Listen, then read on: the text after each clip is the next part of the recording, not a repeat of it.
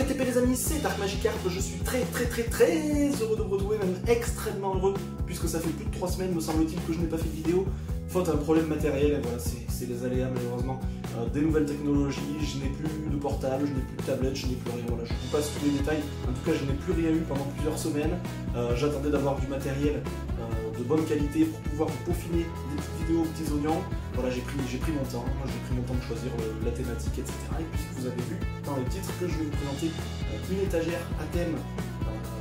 une étagère de collection tout simplement, un petit peu secrète, un petit peu cachée, que je vous montre jamais de par l'angle que je donne à mes vidéos. Donc ça se passera juste par là, je vais vous montrer ça, il y aura vraiment pour tous les goûts, il y aura du jeu vidéo, il y aura de la nostalgie, il y aura du super-héros, il y aura du Disney, il y en aura vraiment pour tout le monde, vous allez voir, bon, c'est pas une étagère exceptionnelle comme celle que j'ai derrière, mais je me devais quand même de vous la montrer, donc ça se passe juste ici à gauche, juste après le générique comme d'habitude, top à la vachette.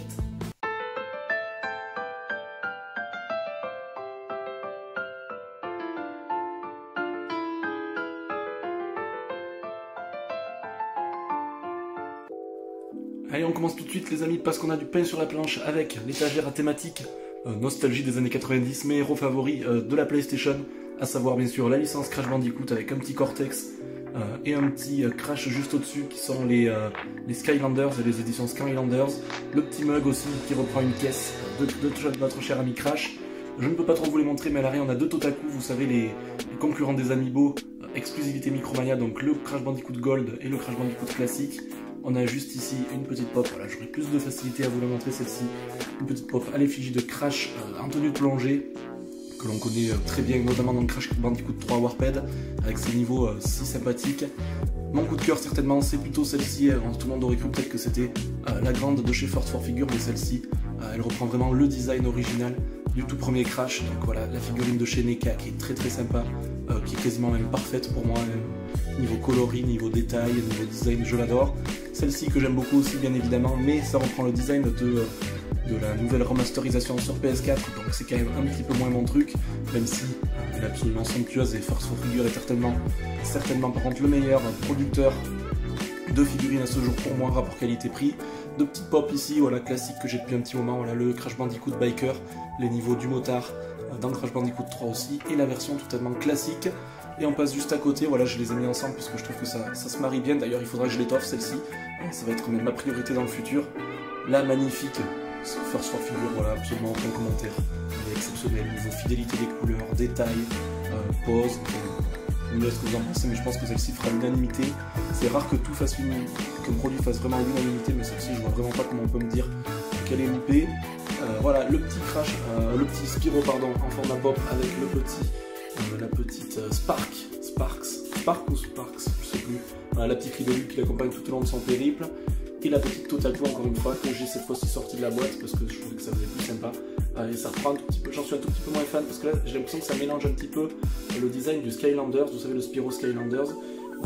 mais avec sa pose originelle sur les jeux de PS1, donc je le trouve un petit peu spécial, mais je l'aime quand même beaucoup. Donc cette étagère qui est, voilà, je n'ai pas besoin de vous mentir, qui est une de mes favorites de la collection, étant je la trouve magnifique. Voilà, quand je l'ai étoffé un petit peu la droite, vous voyez l'aspect Spyro, je pense que ça sera vraiment sympa.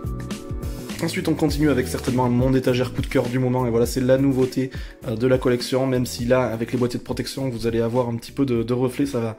va un petit peu désembellir le tout, avec notamment ici, bon bien sûr, la carte nostalgique par excellence, le Dracofeu du set de base en état neuf, qui vaut son pesant de cacahuètes aujourd'hui. Voilà, j'ai énormément de cartes, et je voudrais peut-être vous les montrer d'ailleurs un de ces jours. Vous me direz dans les commentaires si ça vous intéresse que je vous montre ma collection de cartes Pokémon uniquement anciennes, puisque vous savez que je collectionne uniquement les cartes du bloc Wizard, les toutes premières, et ça rappellera beaucoup de souvenirs à certains d'entre vous je pense. Mais celle-ci j'ai décidé de l'exposer puisque c'est la carte mythique de tout collectionneur. Avec les deux jeux de chaque côté, il me manque le Pokémon jaune, donc voilà la version rouge et la version bleue, même si mes préférés restent les versions or et argent, je me devais d'avoir ces deux versions, notamment la rouge qui est un mythe également. Et à l'arrière le classeur original de départ, voilà on le voit pas très bien mais c'était vraiment le classeur qui est sorti en 98 pour le tout premier bloc de cartes Pokémon, et certains d'entre vous l'ont beaucoup connu je pense. J'ai la collection complète, donc voilà, n'hésitez pas à me dire si vous voulez la voir. et ce classeur est de moins en moins commun et j'ai du mal à le voir, surtout en bon état. Donc je pense que c'est une pièce assez rare quand même si on a du mal à l'estimer, etc. Mais je pense que c'est quelque chose de très peu commun. Donc voilà, cette étagère que j'aime beaucoup,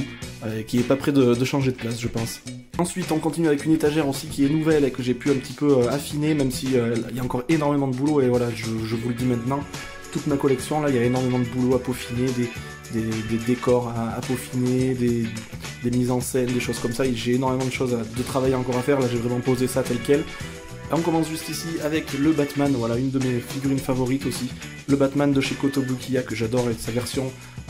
de l'animé de 1993, me semble-t-il, ouais, de 93 à 95 ou 96, je sais plus.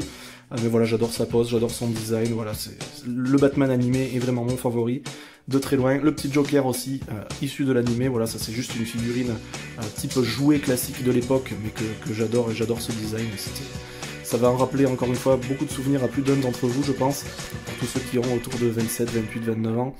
À l'arrière, un petit cadeau que m'avait fait notre cher ami Valenko, que vous voyiez souvent sur la chaîne à l'époque. C'est une petite figurine qui est encore sous blister d'époque aussi, de Batman à l'effigie de la série animée, que j'aime beaucoup. Et vous voyez voilà, ce logo, et je pense que ça vous rappelle des souvenirs, notamment le générique d'introduction qui était absolument mythique. Ici, le petit Lego, là je sais plus exactement comment ça s'appelle, vous me direz dans les commentaires, mais celui-ci m'avait été offert pour le Noël 2017. Ou 2018 plutôt, me semble-t-il, de notre cher ami youtubeur des temps modernes, Danny Cinerums. Donc voilà, elle figure fièrement dans la collection, tu vois, mon cher ami Danny, et elle vient agrémenter un petit peu la diversité d'objets destinés à Batman. Encore une fois,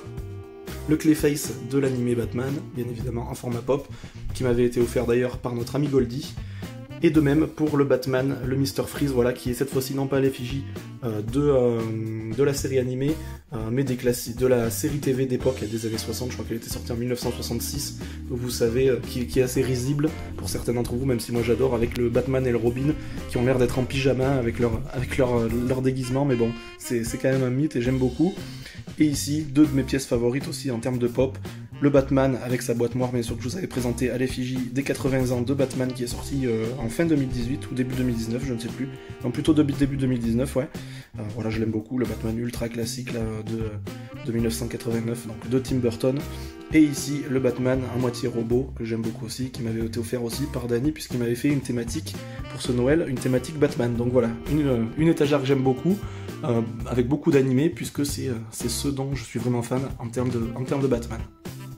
Que serait une présentation de collection sans une petite étagère à thème Cuphead, puisqu'il s'agit de mon jeu favori de ces 10 dernières années, certainement rien que ça, et voilà, je ne peux que vous conseiller encore une fois, mais je pense que vous le savez depuis le temps que je vous le rabâche, avec énormément de pop, voilà, vous avez l'effigie de beaucoup de boss du jeu, puisque vous savez que ce jeu est en majorité constitué de boss. Voilà, je vais pas tous vous les décrire, le boss final bien évidemment, le diable,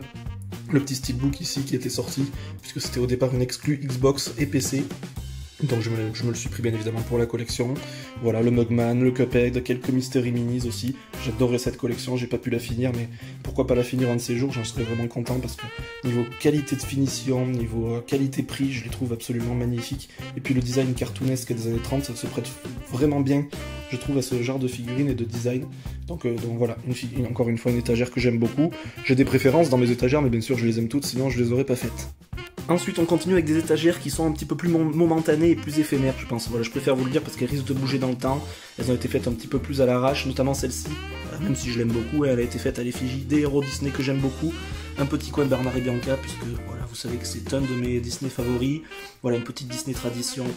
de notre cher Rafiki avec Simba. Un petit peu d'Oliver et compagnie aussi. Voilà, j'ai essayé de mettre des Disney qui changent un petit peu et qui sont dans mon top. Avec la figurine exclue Disneyland Paris de Roublard avec Oliver. Et puis la petite Disney tradition encore une fois ici, avec les 5 Dalmatiens qui est aussi dans mon top 5, et quelques figurines Hachette, de la collection Hachette qui est sortie dernièrement. Et puis pour finir, voilà, j'ai mis un petit clin d'œil à Coco avec le petite boîte de popcorn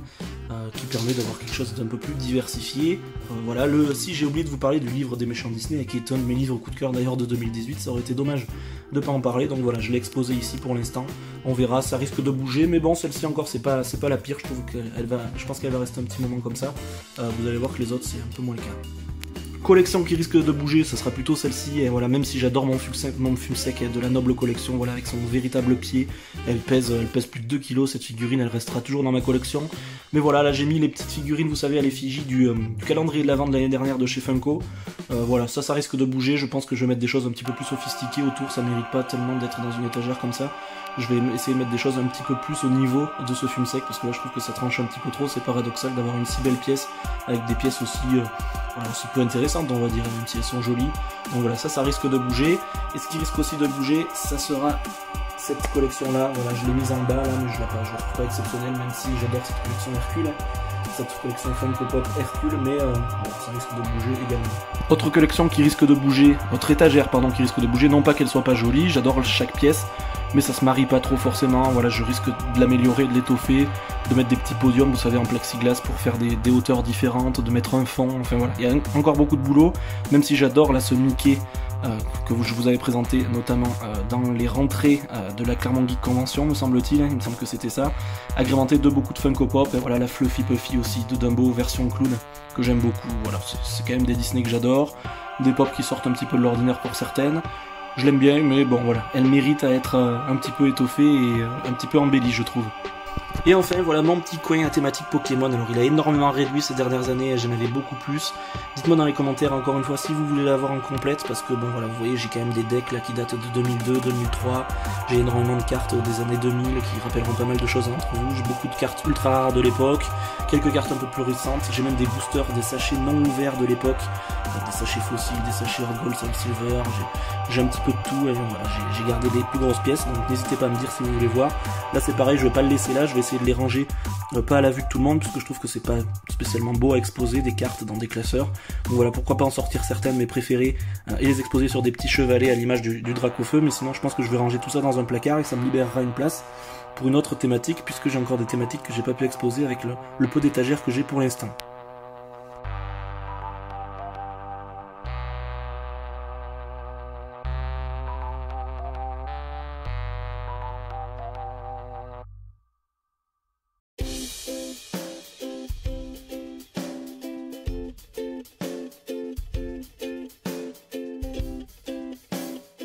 Et oui les amis, toutes les bonnes choses ont une fin, cette vidéo est maintenant terminée, j'espère qu'elle vous aura plu, n'hésitez pas à me mettre comme d'habitude dans les commentaires déjà si vous êtes content de me retrouver ou non, puisque là à la rentrée on va rattaquer les bonnes vieilles habitudes, et voilà, on va reprendre les bonnes habitudes de la rentrée en période automnale, on a plus de temps et plus d'argent pour faire les vidéos surtout, donc dites-moi ce que vous avez pensé de la vidéo, le contenu que vous avez préféré aussi, que ce sont les figurines Crash, les figurines Spyro, les choses Pokémon, les choses Disney, enfin voilà, il y avait un petit peu pour tout le monde, donc dites-moi les goûts et les couleurs de chacun de vous. Le petit pouce bleu ou le petit pouce rouge, encore une fois, vous êtes les seuls visiteurs de la chaîne, c'est qu'il faut et vous faites absolument ce que vous voulez, Donc d'ici la prochaine vidéo, comme d'habitude, sortez-vous vert, portez-vous bien, et puis salut